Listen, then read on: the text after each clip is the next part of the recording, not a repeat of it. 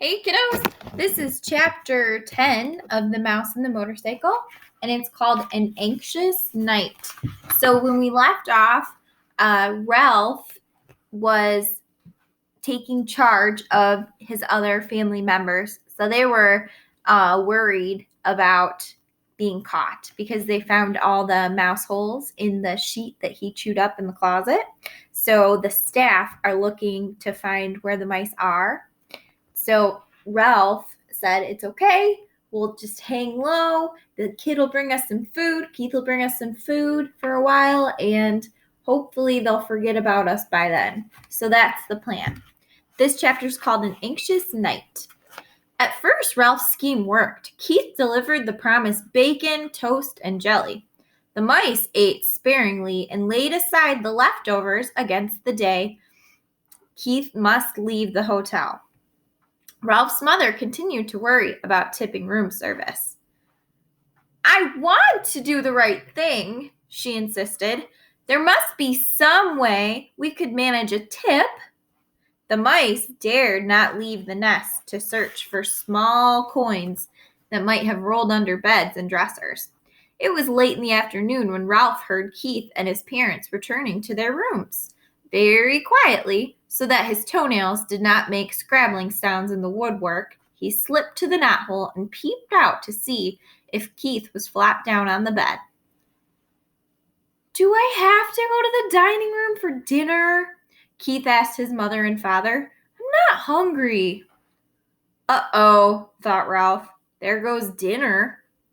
I told you not to eat that whole bag of peanuts, said his father.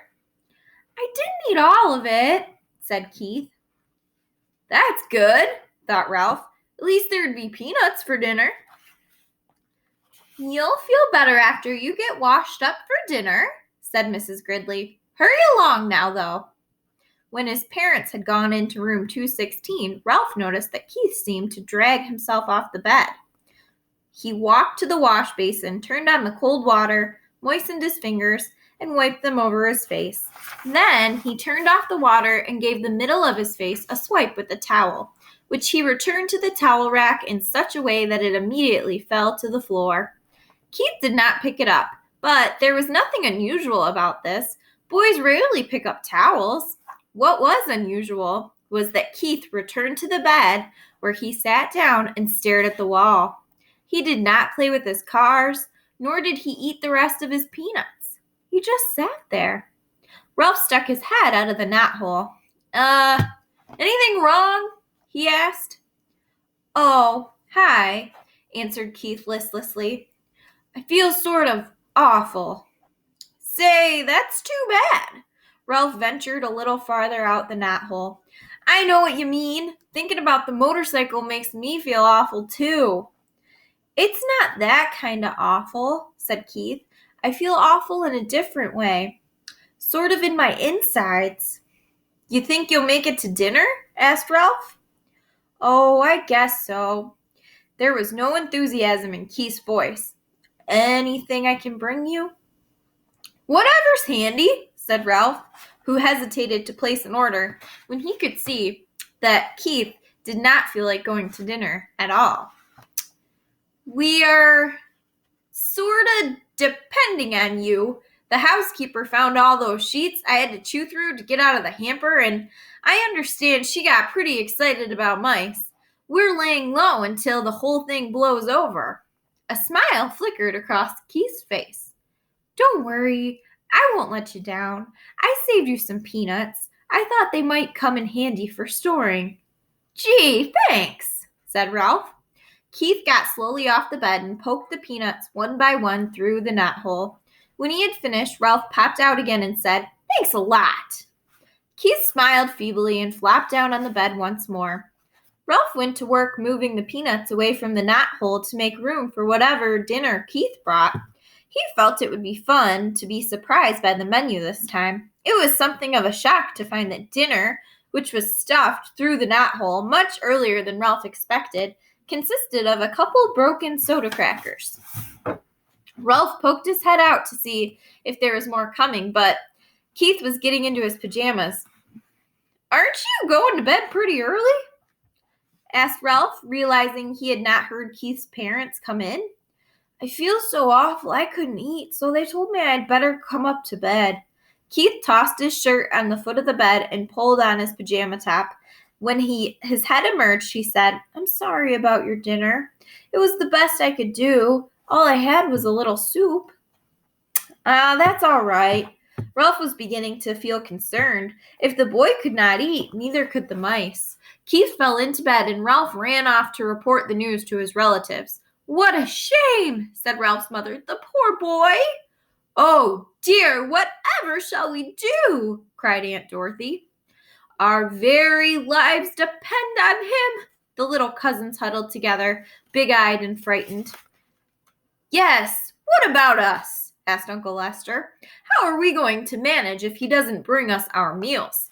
It isn't safe for us to go out pilfering when the housekeeper has declared war on mice. I knew it would be a mistake to depend on these people, said Aunt Sissy. We'll manage somehow. We always have. Ralph's mother was trying to be brave, but Ralph could see how worried she was. After all, he did bring us a supply of peanuts. We should be grateful for that. He didn't bring many peanuts, Uncle Lester said, not the least bit grateful. The greedy fellow is probably ill from stuffing himself with nuts. He should have saved them for us. Serves him right. Now, Lester, fussed Ralph's mother. The boy had a right to eat his own peanuts, but I do wish he hadn't been quite so hungry. Ralph returned to the knothole. Keith was lying in bed with his sports car in one hand. How do you feel now? Asked Ralph. Awful, answered Keith. Before Ralph could reply, footsteps in the hall warned him that Keith's parents were coming. He drew back inside the knothole where he could observe without being seen. Mrs. Gridley paused by her son's bed and lay her hand on his forehead. He does feel a little warm, she remarked. He'll probably be all right in the morning, said Mr. Gridley. He just hiked too far in the sun this afternoon. I hope so. The boy's mother sounded less certain. Mr. Gridley filled a glass at the wash basin and brought it to Keith. Here, son, drink this. When Keith had drunk the water, he fell back on the pillow and closed his eyes. The parents went quietly into room 216. When it was good and dark, Ralph ventured through the knothole. He could hear Keith breathing deeply and knew that he was asleep. Since he had no one to talk to, he found his little crash helmet where he had hidden it, behind the curtain, and after he had adjusted the rubber band under his chin, he climbed up to the windowsill to look out into the world beyond the hotel and to dream about the lost motorcycle.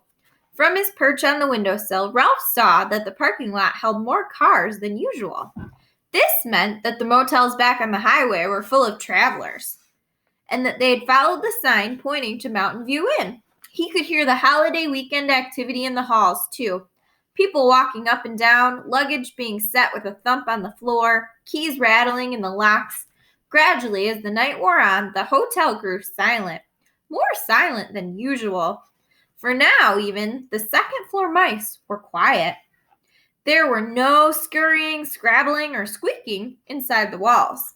In the silence, Keith tossed in his sleep and mumbled something that sounded like motorcycle. In a moment, his mother slipped through the doorway, pulling her robe over her nightgown.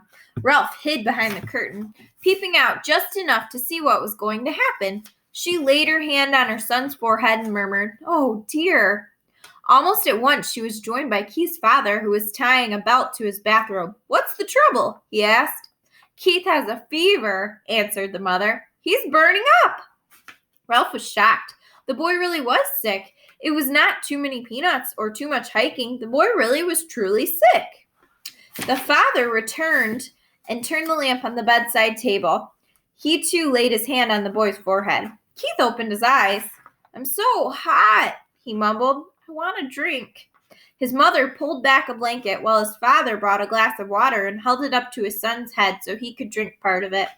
Ralph watched anxiously, but this time he was not selfishly concerned about room service. He was concerned about Keith, the boy who had saved him from the terrible fate in the wastebasket, and who had trusted him with his motorcycle, the boy who had forgiven him when he had lost that motorcycle and had brought food not only for Ralph, but for his whole family. "We'd better give him an aspirin to bring down the temperature," said Mrs. Gridley. Mr. Gridley started down toward room 216, stopped, and snapped his fingers, as if he just remembered something. "I took the last one back in Rock Springs, Wyoming," he said.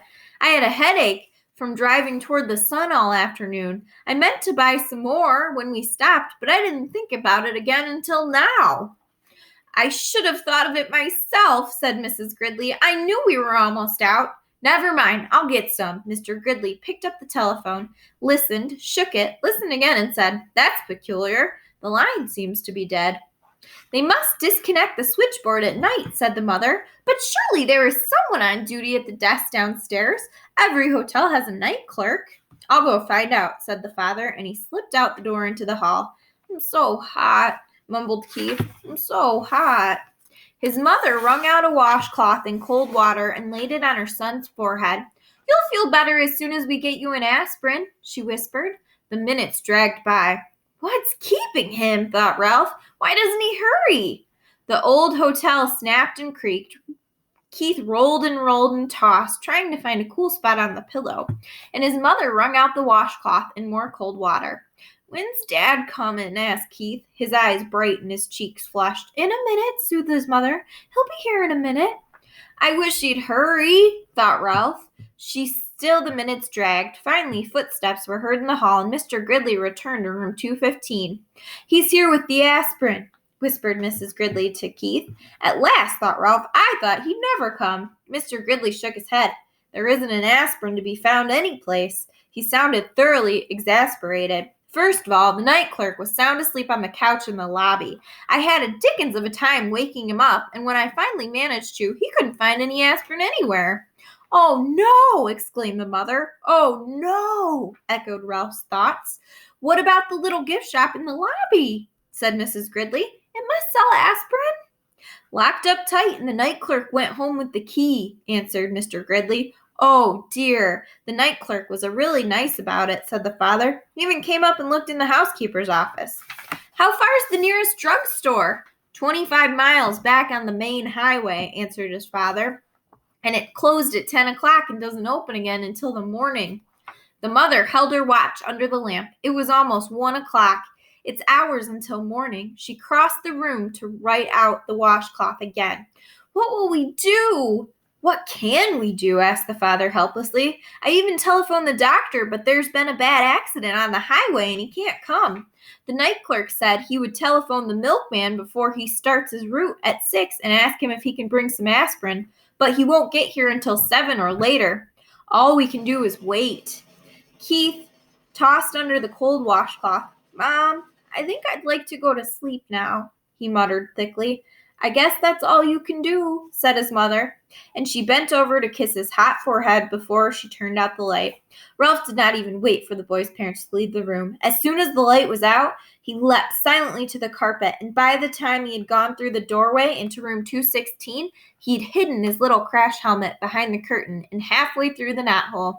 Somewhere, someplace in that hotel, there must be an aspirin tablet, and Ralph was going to find it. He only wished he had the motorcycle so he could travel faster. All right, that's it for chapter 10. Next week, we'll read a chapter called The Search. Ralph seems like he's really starting to show some integrity and like he really cares about Keith. So he's really developing as a character, not as selfish as I originally thought. All right. Miss you guys. See ya.